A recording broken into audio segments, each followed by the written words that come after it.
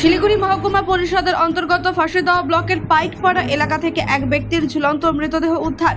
এই ঘটনায় ব্যাপক চাঞ্চল্য ছড়ালো গোটা এলাকায়। মৃত ব্যক্তির নাম বৈলা সোরেন, বয়স 40। সে বিধাননগরের পাইকপাড়া এলাকার বাসিন্দা। জানা গিয়েছে, শুক্রবার রাতে পরিবারের সদস্যদের সঙ্গে খাওয়া দাওয়া করে নিজের ঘরে ঘুমাতে যান।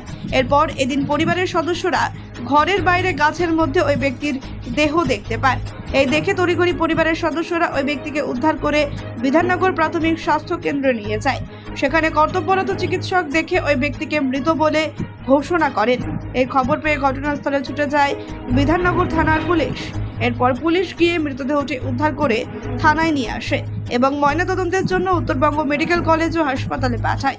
পরিবার সূত্রে জানা গিয়েছে, কি কারণে আত্মহত্যা করলো তা বুঝে উঠতে পারছে না তারা। এই ঘটনায় শোকের ছায়া নেমে এসেছে গোটা এলাকায়। ইতিমধ্যে গোটা ঘটনা তদন্তে নেমেছে বিধাননগর থানার পুলিশ।